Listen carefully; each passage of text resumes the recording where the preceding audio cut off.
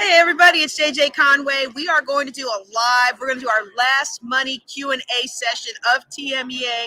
I'm so excited to answer the questions that have been submitted in. But before we do that, we're going to test something with our setup. So if you'll just bear with us for a second, we're just going to try something out. We're going to just try something out. I know this is the wrong environment for it, but I'm just so excited. I can't help but want to try something out. So you see what I'm doing? I'm setting up some panels, and we're going to see what happens with our panels here. Hey, y'all, how you doing? We're getting ready to answer money questions in a second. I'm just playing around with this and seeing what happens when I do it. You're welcome to come back and listen in. All right. And then this one for the bottom. This one to go under it. Okay. So I know this is the wrong environment. I know that all the factors are suggesting that there's not going to be that big of a difference, but I just can't help it, y'all. I'm like a kid in a candy shop playing around. All right. All righty. Hey, scoot up some. You look so short. Scoot up some. I'm like 6 inches tall. Come on. But you look so short when you're so far back. Okay, here we go. Here we go. So I'm hopeful that you all can hear me just fine. If I can, hey there, so glad that you're on today.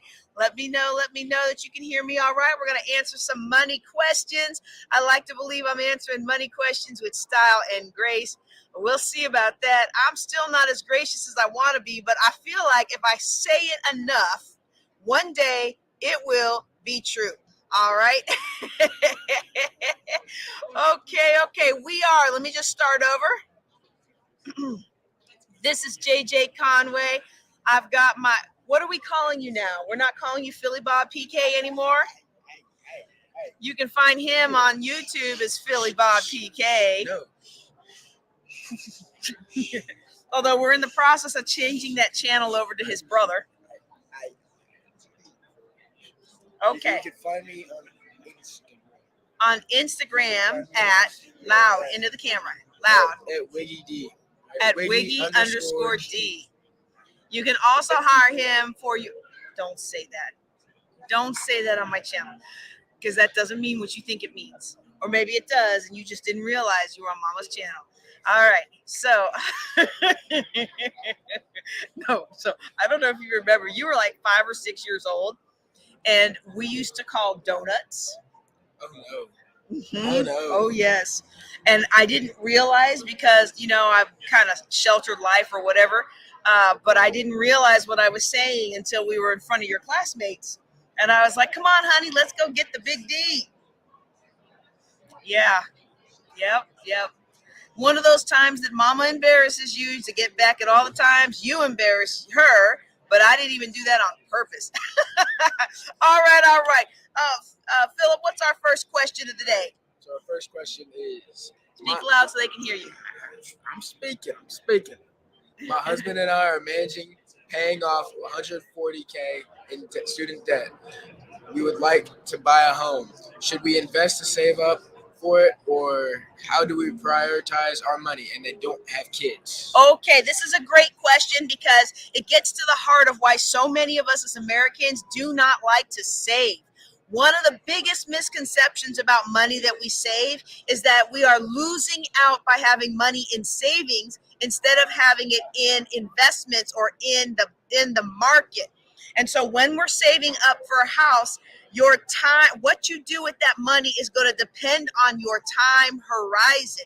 Time horizon means how long do you have till you need that money. So if you're looking to buy a house in the next 2 or 3 years, well, you don't want to put that in the stock market, because the stock market goes up and down and up and down and up and down. It goes up and down and up and down, but overall, over any given 5 to 7 to 10 year period, it typically, I can't guarantee it, I can't say 100% certainty, but it typically goes up. In fact, I think the rule of thumb is every 20 years, it's definitely gone up, but I don't have that analysis in front of me. But the stock market goes up and down and up and down and up and down, but overall, it marches upward. So if you've got 7 to 10 years before you plan on buying a house, then investing it in the market is a great way to add to that pile quickly. However, we must not forget the fact that our number one income and wealth builder is actually our income. So the number one way for us to build wealth is to spend less than we make and invest the rest. But in addition to investing the rest, there's a couple of foundational things we need to do. And one of those foundational things is build up a savings. We build up a savings because life happens. Life happens whether we want it to or don't. Car accidents happen. Storms happen. People get sick. That happens. And the more money you have stockpiled, the less impact to your life that results. The less derailing of your dreams and your goals will result. If you have the money to get the car fixed, when the check engine light comes on, it doesn't ruin your day. It becomes a minor inconvenience. But I remember the days when I was $800,000 in debt and the check engine light on my car would come on. And boy, that was a bad day because I didn't know how I was going to get that money together to get the car fixed. And I knew I needed money. In fact, one time I even moved on base, y'all. And they take all your military housing allowance when you move on base. So if you're of high enough rank, you can usually pocket more money by living more frugally off base, but I couldn't afford to not get to work. And so what did I do? I moved on base where I could walk to work. That's enough. Thank you. That you could afford to walk to work. So if that car broke down and I couldn't afford to fix it, well, I was still not going to get fired from my job. But when it comes to paying off, when it comes to being in this situation, there's a second thing in addition to a savings account that I recommend people do first before saving for a house, and that is get out of debt. And I know with this high amount of student loan debt, don't nobody want to hear me say get out of debt, but it is absolutely crucial to get out of debt before saving up for a house. Why would I say that when almost everybody else in the world, and at least American cultures, not the world actually, I take that back, because I've had clients who moved to the United States from other countries where debt wasn't a thing. Like you couldn't even have debt unless you had a certain name or power or clout or lands or hierarchy where you could have debt. But for normal people, so a lot of these countries, you don't have debt in normal day-to-day life. So, but in American culture, what do? We go to college on debt. Then we start off our life. We buy cars on debt. We're going about our life. We buy a house on debt. And what happens 5 to 7 years later? Now our whole financial world crashes down. And a lot of people, even if their financial world doesn't crash down due to the debt, to the bills and all that stuff, they never really get ahead. And what I'm recommending to you is that you would follow the same strategy that has helped millions of people achieve millionaire status. And we're here at the Texas Music Educator Association annual conference, and Dave Ramsey's folks, I forget which arm of his company, but Dave Ramsey's folks did a comprehensive study of millionaires in the United States, and they found that the number one profession of self-made millionaires in the United States is teachers. So guess what? It doesn't matter if you're starting off with a high income or if you're starting off with a modest income because you're doing something that's more of a calling than a moneymaker. You can still retire with dignity. You can still have the house, the cars, the kids, the college is funded for the kids. You can still have all of that. But it starts with having a good savings. It starts with getting out of debt. And then it starts with putting your house savings, saving up for a good down payment. Yes, I said saving for a good down payment. And a lot of people say, oh, well, this program is zero down. This program for first-time home buyers, I don't have to come out of any money. But, honey, when you go into those programs where you didn't have to come out of any money, you find out real quick how all kinds of things break down in a house when you buy it. Oh, I'm not going to have to worry about that because we have a home warranty. If you have never dealt with a home warranty, let me tell you, it is not all rainbows and unicorns.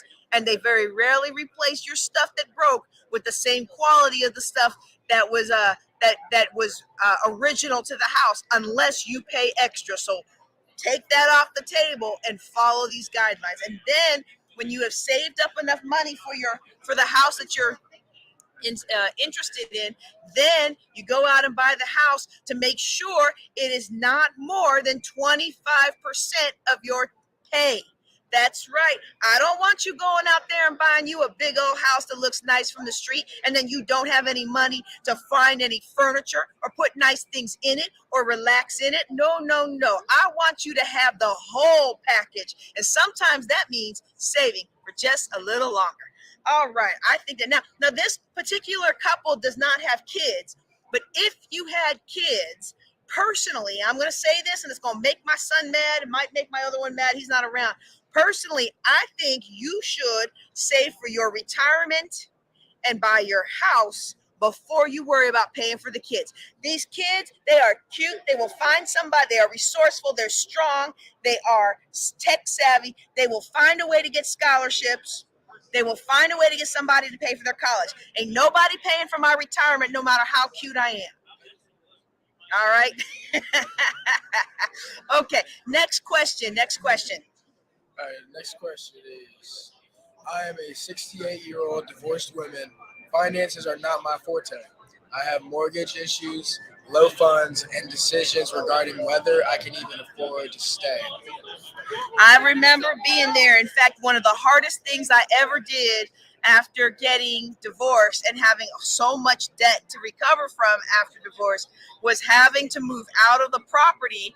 The one property that I had moved into, I had to move out because I just couldn't afford it. I thought it was going to cost one thing. I had all my household goods being shipped. You know, the way the military works, you don't have a long time to find a place to live. And then when you get to that location, all your stuff is on the way. And then they do this a lot, and I should have known better, but they hike up your rates, they hike up this, they hike up that, and they tell you, I'm sorry, this isn't, and if you want something today, you're going to have to sign on the dotted line for higher costs. And of course, I went into freak out mode, sign on the dotted line for higher costs, and then ended up in a property I could not afford to rent, could not afford to pay for. And sometimes when life happens and a divorce shakes us up, loss of a child shakes us up, loss of a parent shakes us up, loss of a spouse shakes us up, the market changes, and all of a sudden our retirement fund is like half of what it was yesterday, right? We had, life has a habit of shaking us up. And when we're in those situations, what we have to do is we have to adjust.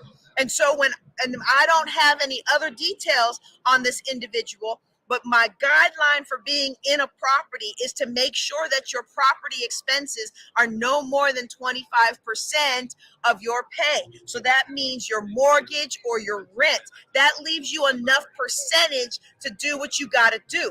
Now, I know a lot of us don't live by percentages, but I have a handout. Oh, I should have made up a download for y'all. Well, if you reach out to me on Facebook or YouTube or Instagram, not Instagram, LinkedIn, wherever you're watching this, if you drop your name in the comment and say percentages, I will send you a list of recommended percentages that you can live your life by. So rather than saying your rent should be $1,000 a month, it's a percentage. How much percentage? So if I only make $500 a month, this is what percentage is average recommendation from financial planning standpoint. How much should I be spending on food? How much should I be spending on transportation? How much should I be spending on my housing? How much should I be spending giving? Because even when you're broke, you still want to give. I mean, the most wealthy people in the world are givers, right? And so if you don't give throughout all stages of your journey, you might not stay grounded when you get to where you want to go. So I'm a huge fan of giving, whether you end up giving more time than money right now, or when you get later on in life and you have more money than time to give, right? So all of those things is called recommended percentages. If you type the word percentage in the chat, I will make sure that I get you I will send you a PM, or if you give me your email through PM, well, I don't want you PMing me because I may miss a lot of them, but put your name in the chat under this video and I will make sure you get a copy of that recommended percentages worksheet. Okay, so that's what I use to help somebody determine whether or not they stay. 25% of your pay towards housing. And if you can't afford housing on that, it's time to drop down on housing. Well, I'm 68 years old. I don't want to drop down and live in the hood. I don't want to drop down and live with roommates. What can I do? Well, you know what? Albert Einstein said you cannot solve today's problems with the same level of thinking that created them. And when we got something crazy happening in our lives, we got to really sit down and think outside the box. Unfortunately, in order to come up with those creative outside the box solutions, we also have to open up the part of our brain and our nervous system that's in it that can be attentive to those solutions, that can be open to those solutions. And I have a whole class on it, and I'm having trouble remembering which one is either the sympathetic nervous system or the parasympathetic nervous system. I can't remember which one is which, but one of them is the flight or fight. And when we're stressing out about money, we're flight or fight.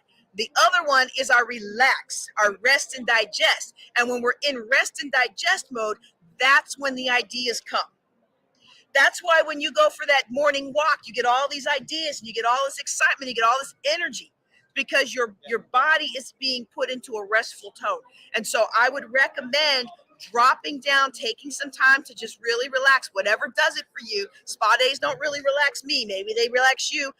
They relax a lot of women, but maybe you're not. Maybe you're like me and that's not it. But find what helps you relax. Do some journaling or something and let the answer come to you.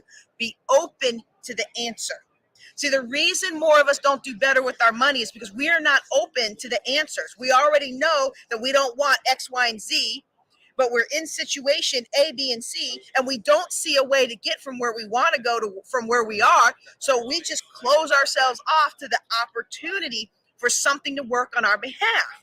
But when you make a commitment to your future and you make a commitment that I'm not going into more debt, I'm not going to do anything that's going to hurt my family financially, the doors begin to come open. The doors begin to come open. And I believe they will come open for you. All right, next question. What do we have? Oh, you know what? You probably have to get going to the concert. All right, give us the next question and then I'll finish out. All right, next question is, my wife and I do well on the surface. I have a great job. We own our own business in addition to my job, but we live on credit cards month to month and should have better savings, retirement, and college funds in place. How can we do to better? Okay. How can we do to better? All right, I'm going to go answer this question. You go ahead and go with Dad to the conference. Thank you for all your help. Yep. Child labor. Love it. All right, you want to say hi to everybody before you guys go to the concert? I don't want to go to a concert. Oh, you want to stay with me? Why do I have to? I have to be there. But you can't be here during the breakdown, sweetie. You can't be here during breakdown. No minors are allowed in here during breakdown. You can. Okay, I'm live. So I gotta go. Come say hi to everybody. Show everybody Gary, and then get going.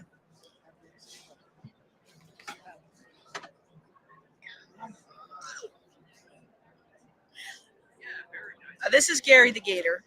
He's joined our family this weekend. All right, I got to get back to my live. So either say hi or don't. Quickly. Okay. See you later. I'll see you guys later. All right. I got to remember what the question was. Okay.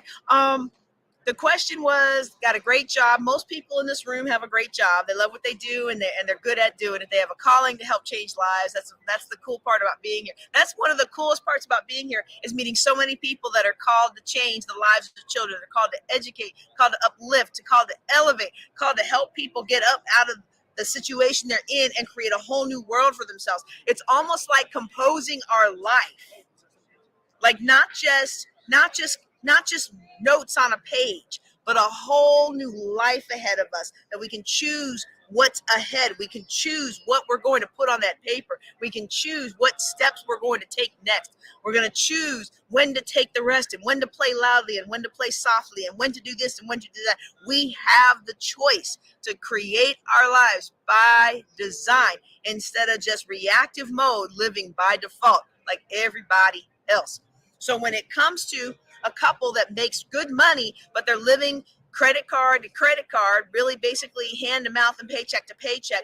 The very first thing that I like to do with that couple is help that couple get on the same page with their goals, getting on the same page with the goals. What is it that we want to do? What is it that we want out of life? Where do we want to be 5 years from now? Where do we want to be 10 years from now? Sometimes things like that change. Like when I met my husband, and things started to get serious, I was like, okay, well, I understand that, we really liking each other and all, but if we're going to be a long-term item, well, I'm not rearing my little black boy in Tenaha and Carthage, Texas. Not happening. And in fact, I probably offended half the people who were listening, but I had an educator come along who used to teach out that way. And he was like, oh yeah, they would have never let your son succeed because that's just the culture of that part of Texas. Right. And so I probably shouldn't have listed the district names, but I was like, not going to happen. So you know what he did? He moved somewhere else. Now, I'm not going to say that where he moved doesn't have racial issues. I think that's like I think that's a South thing. It's not even just a Texas thing. I think it's a South thing. But at least where we're at, they treat my son very well. They give him opportunities. The only reason my son doesn't have more opportunities, y'all, is because he won't get up out of bed and take them. And he just walked away. So I guess I can say that. But seriously, though, we made a commitment to what did we want to see in the future. And then we had this plan and we had this idea and we had this thoughts when I was going to retire from the military and he was going to retire from teaching and the things that we were going to do. And then somehow I got pregnant in my 40s and the clock started all over again. It's like, well, I guess I'm getting out of the Air Force and I guess he's going to work a little longer. And then we started the business and everything went, but it was always about what are we going to do? And so with this couple, that's what I would recommend is really get on the same page. What is it you want to do? And understand that life happens and sometimes you have to change the goal. So we changed the goal when the Cubby came along and then that car accident came along and all of a sudden I was no longer in the Air Force despite my best efforts, and then you had to change the plan again. And sometimes that happens. But what happens to a lot of couples when it comes to money is life happens, and rather than say, okay, let's regroup, recover, and come up with a new plan, we sit in misery and we sit in mire and we sit in the disappointment and the discouragement of what we didn't have. Now, this couple did not put all this in this question, but I'm feeling in my spirit that somebody who is listening is in this situation. You are living hand to mouth. You are living credit card to credit card because you are afraid to dream about the future. Because every time you start getting somewhere, every time you start accomplishing something, every time you start moving just a little bit forward, it seems like life just comes along and sweeps the rug out from under you and you fall flat on your face, you fall flat on your bottom, and you don't know what to do to move forward. And it's almost like the world is trying to tell you, just settle. Just settle. Just get in the same rut that everybody else has gotten in. And if you stop striving, maybe you'll stop getting hurt. But you got too much inside of you. You got too much talent. You've got too much heart. You've got too big of a calling. Whatever it is that's trying to bust through, you have to let the dream grow. And you can't allow yourself to get discouraged. Or when we start living paycheck to paycheck, when we start living credit card to credit card, it's because we are not focused on the future. We're not focused on the future goal that says, you know what, in 20 years, I want to retire from teaching and I want to be able to do this, and this. And because that's my goal, I'm going to live now like no one else. I'm going to pinch those pennies. I'm going to invest my money. I'm going to spend less than I make, invest the rest. I'm going to buy my car in cash. I'm going to save up and get out of debt. I'm going to get out of these college debts. I'm not going to wait around on anybody else to take care of my life for me. I'm going to be the captain of this pirate ship. I'm going to be the captain of this life, and I'm going to make things happen. I'm going to lean on the Lord, and I'm going to be open to his suggestions, but I'm going to go forward. I'm going to be diligent in my business, and I'm going to be diligent with my money. The Bible says, look well to your herds and your crops and all those things, because that's how you're going to sustain your family. And I'm going to tell you today, look well to your income, because that's how you're going to sustain your family. And that's how you're going to build a future. And what happens to a lot of us is once we focus on that future goal, it allows all the other things to fall into place. It makes us a lot easier. Go ahead. It makes it a lot easier for us to make the money changes we need to make right now so we can have the life we want 5 years from now. So we can have the life we want 10 years from now. So we can have the life we want 20 years from now. But it all begins on getting on the same page right now and deciding, no kidding, what do I want out of my life? Too many of us, we have lived our lives by default because it was just what we do. This is what my dad did. This is what my mom did. Even down to the details of our life. Like, why do you like the sports team you like? I like the sports team. Go Steelers. I like the sports team I like because my dad liked the Steelers. Why does my son like the Ravens? Because his mom likes the Steelers and he wants to be an antagonist. I don't know how I reared one like that, but I somehow did, right? Even down to the little details of our life, a lot of our life is run by default. And I'm not saying don't like the sports team you like because you don't have a good reason for it. You know what? If you're I was about to name names, but you know what? If you're in a place where your team loses all the time and you don't want to come over to the Steelers, well, you like who you want to like, but don't let that be the same default that you live the rest of your life by. Plant a flag in the soil of your life and decide, this is where I'm going. This is what I'm going to be about, and this is what I'm going to do. And once you begin to do that, then the other things that it takes to succeed with money begin to fall into place. What does it take to succeed with money? I firmly believe that the best success you're going to have with money is to follow a proven plan that has worked for 100% of the people who work the plan. That is, to have a savings account to pad you from the storms of life, to get out of debt so that you owe no man, to go ahead and build up a 3 to 6, and in my case, I prefer a 12-month savings account, but a lot of us have a hard time with that, especially if you're like me. The first 2 or 3 or 30 times I tried to build a savings account, I had a real hard time with it because I never knew anybody that had that much money in the bank. And every time I had a couple $100 in the bank, somebody was wanting more. They had their hands out. Now, I graduated from college, graduated from the Air Force Academy, put on them butter bars as a lieutenant in the Air Force, and immediately making more money than anybody else in my family, making more money than my parents combined.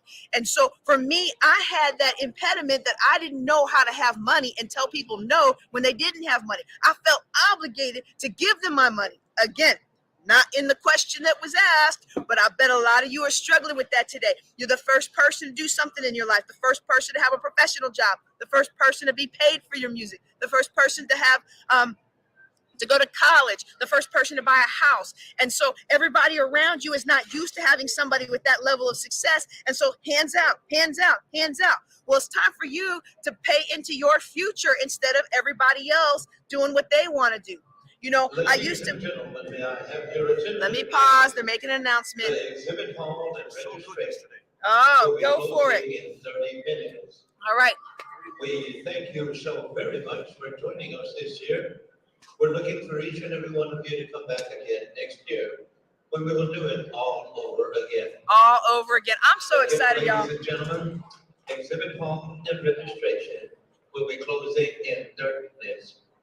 We ask that you start moving towards the exits as we will begin tear down promptly at 1 o'clock. Yep. I'm so excited about this conference. I'm just gonna talk for a tad and make sure if he had a last minute announcement he forgot to give and he starts back up, I'm not in the middle of a point. But this conference is usually co-located with our jurisdictional meeting, so I don't usually get a chance to go. But this year and next year they're 2 separate weekends, and so I told my husband, I said, well, even on weekends when they're concurrent, I can come down for the conference. The vendor times do not clash with church. I just need to make sure I have my own transportation next time.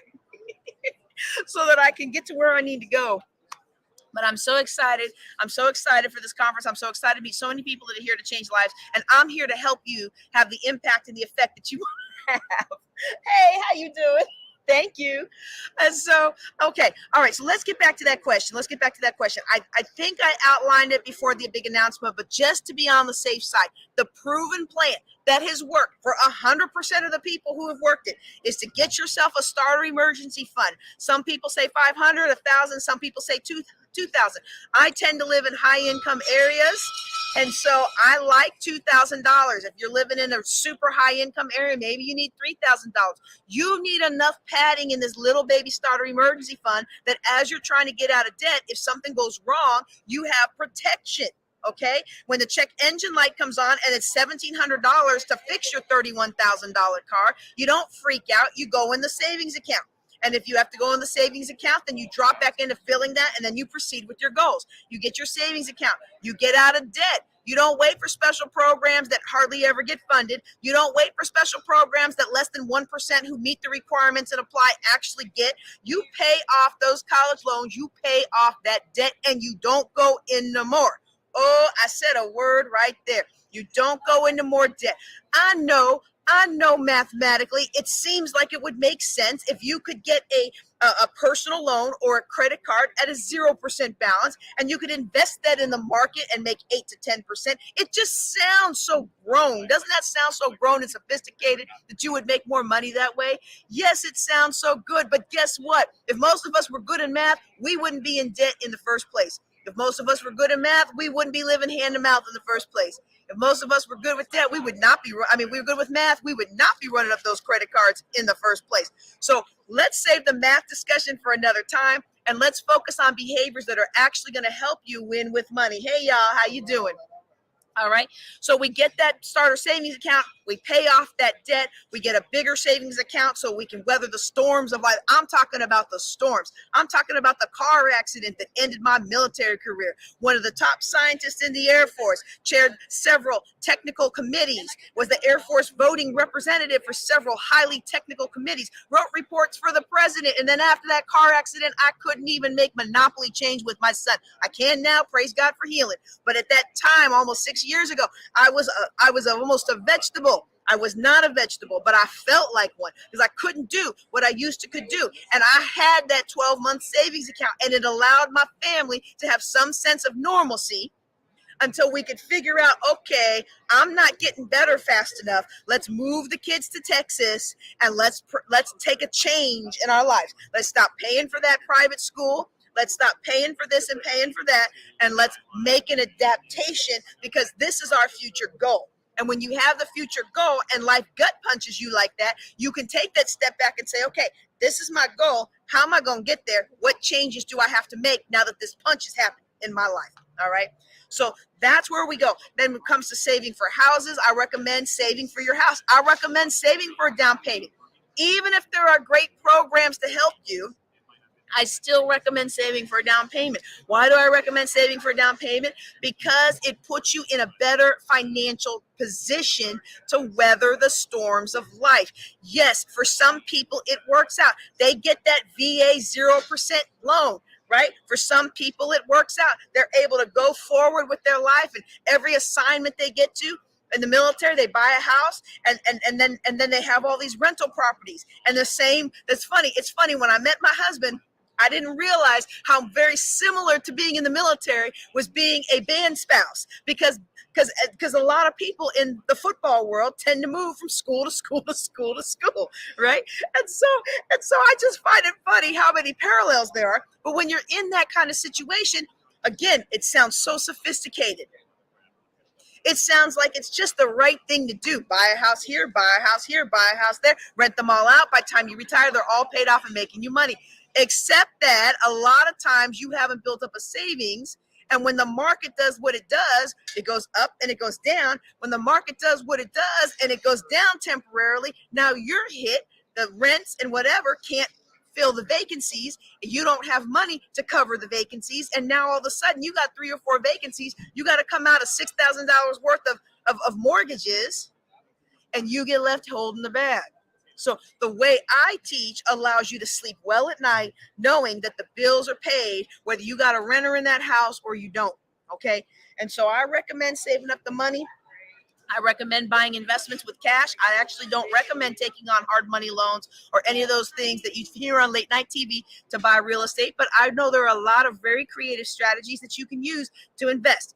I recommend getting your house purchased and down payment paid.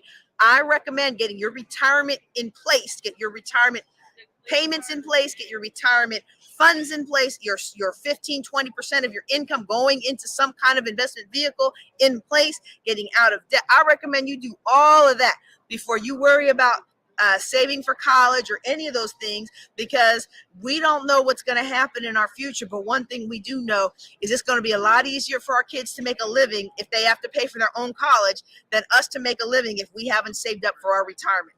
Okay. All righty, let's see. I know there were some other questions, but I feel like we are almost out of time. I've got 3 more questions and only half a plate left of candy, so we'll see how that goes. All right, the next question is, I'm 23, I inherited a trust and it's invested with, they give me the name of a company. What are the tax penalties on withdrawals, and what should I consider buying real estate? Okay, well, I just covered, yeah, go for it. I just covered real estate in my last conversation, so I'm not going to answer that part of it. But if you inherit a trust, now this is the interesting thing, because did they inherit a trust or are they the beneficiary of a trust? If the trust is yours, that's a whole different ballgame. I'm supposing, because they're 23, that they're actually the beneficiary of an inherited trust, and that they are actually receiving money from the trust every month. Okay, so in that situation, yes, the income from that trust that you are getting as a beneficiary of the trust is taxable. There are some super esoteric and complicated strategies you can use to pass that on tax-free, but that's not typical. Okay, so in that case, you're going to want to talk with your estate planning lawyer, and you're going to want to talk with the CPA. I am a financial planner.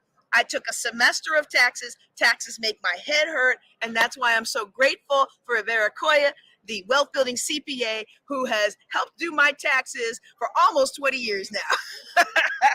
Okay, now you know what's really interesting about trust, and people don't realize this. People are always looking for the strategies of the rich, but I don't ever hear them talking about this. If you have grown a sizable estate, and I understand that in this audience a lot of educators may not have, but since educators are actually the number one category of self-made millionaires in this nation, you may have. There are ways to set up trusts where a charity benefits from your trust and your heirs get that money and the estate doesn't have to pay taxes. So there are different ways to set that up depending on your goals, your desires, and what it is you want for your money to have an impact long term. Those are things we can talk about offline. It's kind of too complicated to do in a couple of sound bites online, all right? All right, somebody else says, I'm 35 years old. I have no idea what I'm doing with my money. Well, I already laid out a plan when I answered the question about the people who are doing credit card to credit card. Okay, so if you follow that plan, you will succeed with money. One thing I will say is that the earlier you get started, and 35 is not too old to get started, the earlier you get started investing, the easier it is. See, if I'm in my 20s, all I got to do is put $100 to $200 a month into the stock market every month for the rest of my life. And when I'm in my 60s and 70s, it's multi-million dollars off of my little 100 a month. But a lot of us, we don't do that in our young age because we've got parties to go to. We've got guys to look cute for. We've got other things that are competing priorities. We're not thinking about putting money in the market. And I'll be honest, I did think about putting money in the market. In my mid-20s, I had $32,000 saved in an investment account. And then I let some sweet talking man convince me to liquidate all that money to pay for his debts. So don't do that. Don't do that. All right. But the earlier you get started, the easier it is. However, that doesn't mean that you can't get started. Most of my clients are late 50s, 60s, and early 70s. And we learn how to buy real estate for the first time, how to manage money for the first time, how to take living hand to mouth and paycheck to paycheck, and actually in 5 to 7 years have put a plan in place that allows you to have the financial flexibility to travel, to have control over your life, to spend your time and money on your kids, your grandkids, and your great grandkids. Like, it's never too late. The strategies change. And I'll be honest, the level of work that you got to put in changes, right? If you're 22 and you just set it and forget it, that's different from being 52 and now you got to hoof it with some real estate investing, but it's still possible. And I want everybody under the sound of my voice to know that it is still possible. You can create that consulting business. You can create those multiple streams of income. You can do all of these different strategies depending on your health, your strength, your likes, your dislikes, your family constraints, your history, all of the above, we put together a customized plan for you that allows you to achieve your goals. It's never too late to win with money. All right. And that actually perfectly leads into the last question that we have here today is, how do I get into music consulting? Is there really a way to do that? So this question came from someone who stopped by my booth earlier, and they were like, I've heard about people being in consulting, but I just don't know anything about that. Can you tell me a little bit more about consulting? Because I began to tell them things that were in line with their personality. And this person had so much talent. And I'm so excited to see her blossom in this consulting business, right? Because she had so much talent. But when you have a love for something and the life just comes along and it just knocks you down, and you have a health issue that takes away your strength, and now you can't stand up in front of the classroom for 8 to 10 hours a day, and you can't do the things that you used to could do. Well, there are a lot of technologies that can stand in the gap, but consulting is a great way. Consulting is a great way to be able to do what you love, stay engaged with what you love, but do it on your own term and on your own timeline. And as a 100% permanent and total disabled veteran, I know I don't look like I've got any issues with my health. I like to think I look pretty good, other than these extra pounds and the spare tire I got going on. But the fact of the matter is, my stamina is not what it needs to be because of all the injuries, because of all the situation. I have to rely on a lot more people to help me now, and I just can't go like I used to could go. And that's part of the medical struggles that I have, okay? And some of you have medical struggles. They're not visible to the eye, but they block you and stop you every time. Well, I've determined I'm not going to let something block and stop me. I'm going to do what Dr. Jonas Gadsden says. I'm not going to sit around and pine away for what I have lost. I'm going to focus instead on what I have left, because what I have left is enough, and what you have left is enough. We take our eyes off of reminiscing and being sad about what we lost, and we look forward to the future, and we look about what we have left. We will find that the doors will open up, and we will find something that we love to do that works within the constraints of what we have. So what are some different ways to get into music consulting? Well, there are a lot of different ways to consult. And maybe you're like, I don't want to start a business. I don't want to be responsible for hiring and firing people. I don't want to have to worry about overhead. I don't have to worry about self-employed taxes. I just want to stay engaged. I used to laugh a little bit at my husband, but now I understand, because I didn't understand back then, because I was a go, go, go, go, go. I was really a dynamo in my younger days. But he used to say when he retired, he wanted to be the road guy for his favorite music store. And I thought, why would that be all he wants to do? Well, you know what? I sure appreciate that now, because guess what? He's kind of like my road guy. He takes me from place to place to place, sets up my booth for me, and takes real good care of me. So I'm being a little silly there, but there are ways to stay engaged that work with your constraints of your health and your strength and your family. Other ways to stay engaged, maybe not a full consulting business where you are taking charge of all the aspects of your business, but maybe there are ways that you can be rep for a company that you like. So similar to sales, but with an avenue of creating solutions, creating win-win solutions for the people that do what you have loved to do. This allows you to stay engaged, make some money, and not be the person who's worrying about keeping the lights on or paying all the business bills, right? But when it comes to no kidding consulting, and I mean, like, I'm going to go into a school and I'm going to consult with them. I'm going to go work with this private school and help them set up a music program. Maybe they can't hire a full-time music teacher, but they can bring in somebody part-time. You can help be the consult for that, and you can connect people who want to give in that capacity with people who need to give in that capacity. Maybe there are aspects of teaching, or maybe there are aspects of music programs that are administrative burden, but you're not just a musician, you are also gifted in administrative tasks and details. I am not a details person. I am so thankful that Chris Conway is part of my team, because he is detail oriented. And maybe that's why he's such a good band director. I don't know. But I know one thing, whenever I have an idea or I have something pop up, he'll be like, well, what about this? And what about this? And what about this? And what about this? And what about this? And did you think about that? And did you grab this? And did you get that? And I'll be like, ooh, no, I didn't. Thank you. So maybe you're detail oriented and you can take some of that administrative burden off of somebody who has the big vision, and now you become their consultant or you become their virtual assistant, and now you've created for yourself an extra stream of income.